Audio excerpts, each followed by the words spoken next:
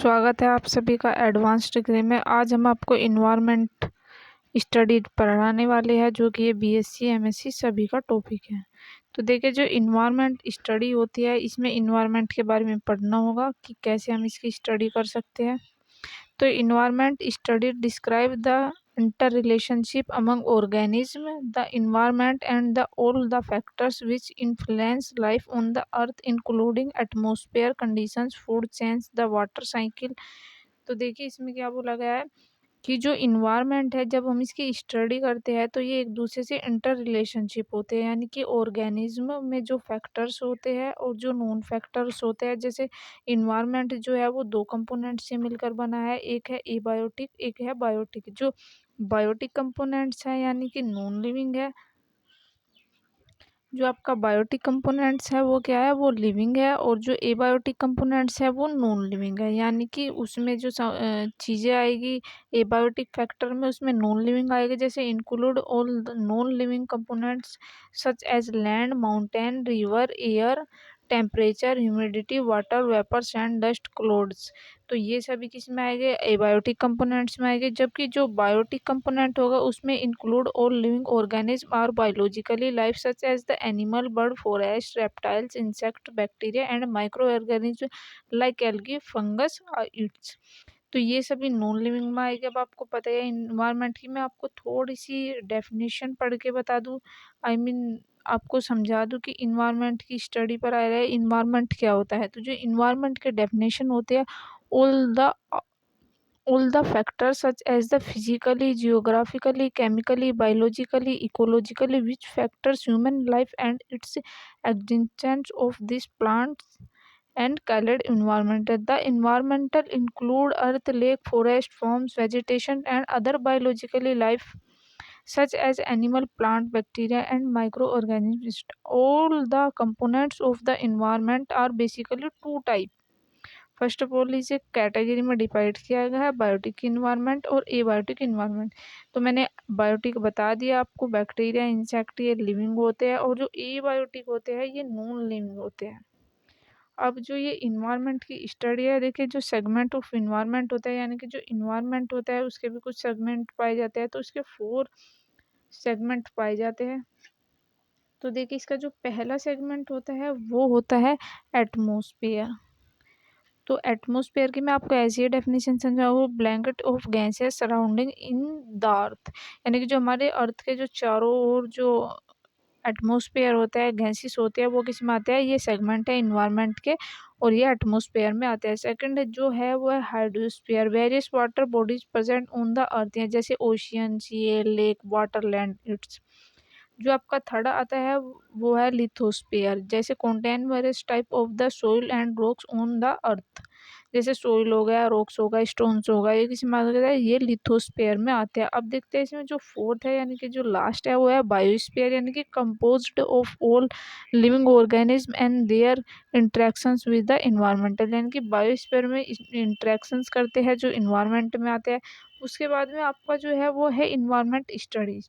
तो environment study मैंने आपको बता दिया, environment study describe the inter relationship among organism, the environmental and the all factors which influence life of the earth, including atmosphere conditions, food chains. तो देखिए, जो food chain होती है वो भी इन्वायरमेंट के थ्रू ही चलती है। जो वाटर साइकिल होती है वो भी इन्वायरमेंट, यानी कि सभी चीज़ें इन्वायरमेंट पर टिकी हुई है। अगर हमारा अर्थ नहीं होगा तो, अगर अर्थ होगा तो उसमें इन्वायरमेंट नहीं होगा तो हमारा जीवन चक्र नहीं चल सकता, वो लाइफ साइकिल हो या एटमोस वाटर साइकिल हो। is a basically science about on the earth and its daily activities and the their force, यानी कि इसमें जो डेली एक्टिविटी की जो क्रियाएं है उसी के कारण ये बचा है। Science is important one of all the study environment. तो देखिए इसके जो कुछ कंपोनेंट हैं मैं आपको आगे दिखा दूँगी कि इसके जो कुछ कंपोनेंट है वो किस टाइप से, यानी कि एनवायरमेंटल की स्टडीज़ कैसे-कैसे की जाती है, किन-किन क्षेत्रों में इसकी स्टडीज़ की जाती है।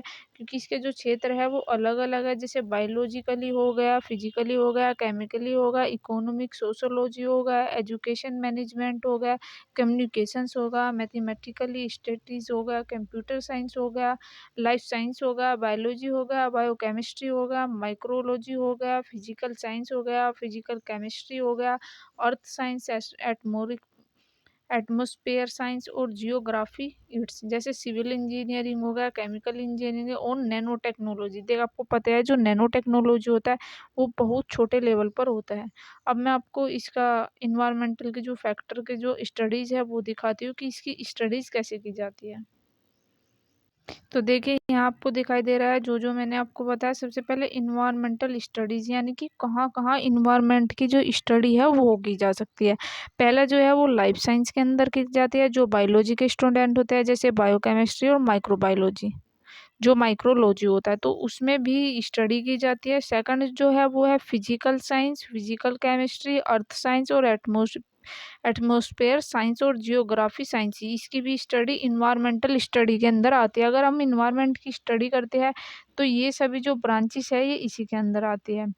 जो अगला है वो है सिविल इंजीनियरिंग, केमिकल इंजीनियरिंग और नैनो टेक्नोलॉजी इंजीनियरिंग। ये क्या है, ये एक टेक्नोलॉजी है जिसके थ्रू हम इन्वायरमेंटल की स्टडीज़ करते हैं।